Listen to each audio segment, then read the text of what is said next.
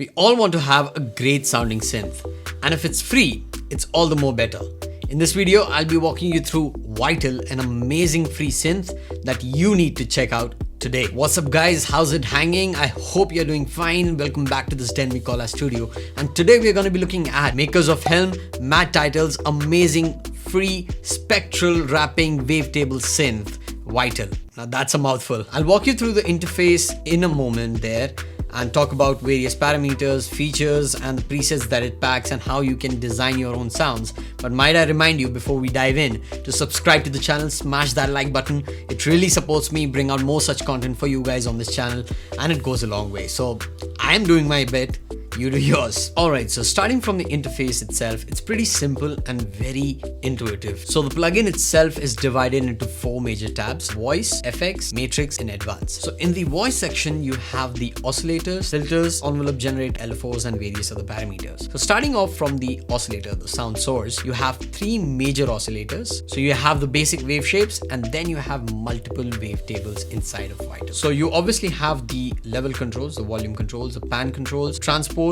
and then you have a fine tune as well. Over here, you can definitely view your wave shapes and wavetables in 2D or 3D, and you can definitely design your own wave shapes. So if I just want to design something like this is a new wave shape that I've just created. On the right hand side, you have the Unison, you have the detune, amount of detune, and then you have 2 knobs to dial in various parameters. Now what you can also do is that you can send this oscillator into 2 different filters, and the filters are right at the bottom. And now in the filter, you have various types of filters. Now the basic ones are 12 dB, 24 dB gain reduction, notch, and a low pass, band pass, and a high pass. You can definitely choose from various other type of filters. You have comb filters, formant, phaser, diode, digital. And if you want to check out, and if you're just a beginner on what filter is, I've already done a video. It would probably be over here, so you can go ahead and check that out. Now controlling the filters is pretty simple. You obviously have a low pass filter right here, and if you want to switch to a high pass filter, you just need to scroll that band over to the right hand side. There is no cutoff knob, but there is a cutoff bar right at the bottom, and then you have the resonance controls. You have a quick access to what all oscillators you want to run through this filter. Next to that, you have the drive controls, the mix, and the key track control as well. Filter 2 is a copy of filter 1, and you can definitely have 2 different oscillators going through 2 different filters, or you can have 1 oscillator running through 2 different filters. The choice is yours. Now this sampler section is a noise generator, but you can also load your own samples. Again, the controls are similar to the oscillators: transpose, fine tune, level, pan, and then you have various controls over here as well. If you've loaded a sample and you want to loop it, you can select that. If you want a one shot, if you want to randomize, or you want a key track as well. Alright, so let's do one thing. Let's create a sound, and I'll run you through the parameters and see what changes what. Alright, so let's select a basic wave shape, and I've selected a saw wave, and this is how it sounds by default. Over to the right hand side, you have the envelope generator. Now you have the basic ADSR controls, and here you can see you have 3 different types of envelopes. Now the first envelope is a default set for the volume of every oscillator. If I want to have a slow attack or a swell pad, maybe I'll have a slow attack.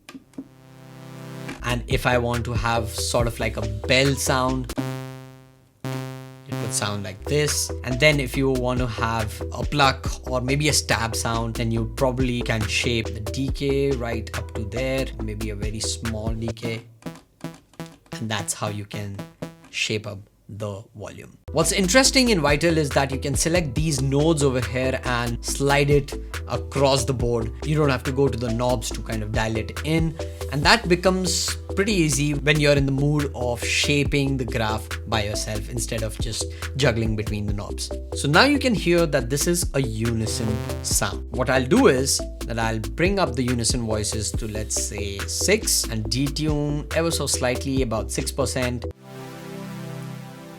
Now you can hear an amazing lush pad coming in. Now you must be wondering, what are these 2 envelopes over here? Interesting fact is that you can tie this up to any parameter on this plugin. All of the parameters that can be tied to will be highlighted in green. Let's engage the filter first. Put a low pass filter, bit of resonance. I want to have the second envelope tied to the cutoff. Now the little circles that you see over here and here as well defines the amount of envelope that would be going through the parameter that you've tied up. In this case is the filter cutoff. So if I bring it very close, so the filter would open up till here, and that is being shown by this green little bar on the bottom. That just goes to show as to how much of a filter would open based on the graph that you define over here. So let's create pluck, or maybe sort of like a stab sound. So for that, let's bring down the attack. Let's have a very small decay and a very small sustain and a quick release. So it opens up quite a bit and then goes back. But what if you want to go positive and negative through this? So what you can do is that you can right click on this little circle over here and make it bipolar. As you can see, if I increase the amount, the green bar goes on both the sides, on both the axes, the plus axis as well as the minus axis.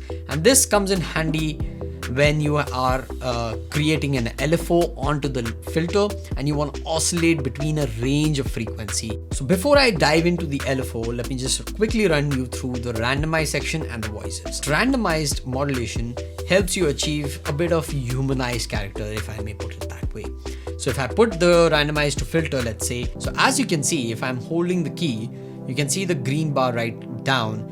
It's not uniform in change. So on the bottom, you have the polyphony voice selectors. You can go up to 32, and then you have a pitch bend range. So basically it comes in handy when you have a pitch bend modulation MIDI controller right over there. If I go back to the default, it goes up till 2 semitones. Next to that, you have the velocity track, and it defines how much of an impact you're putting on a key. So if I bring that up, and if I'm playing very subtly, the volume opens up at a point, and if I play it hard, the volume opens up a lot more. Next to that, you have the stereo spread. So if you don't want a massive stereo spread, you can bring the polyphony dead center as well. And a full-blown stereo sounds like this. Next, we have the glide. It defines the slope of the glide and the amount of the glide when you shift from one note to the other. Then you go. And on top, you have various pads. Now this is sort of like an MPE control. And if you have an MPE keyboard, this would come in handy, but you can definitely tie this up to any of the parameters over here. Now the LFO section helps you modulate certain parameters automatically. So let's select one LFO and tie it to the cutoff, and I bring the amount just a tad bit. I don't want the LFO to open a lot. Let's select triangle for now. Now you can obviously select the mode. You can select whether it's smooth or not. And if you can select the pre-delay as well. And then you have a stereo spread as well.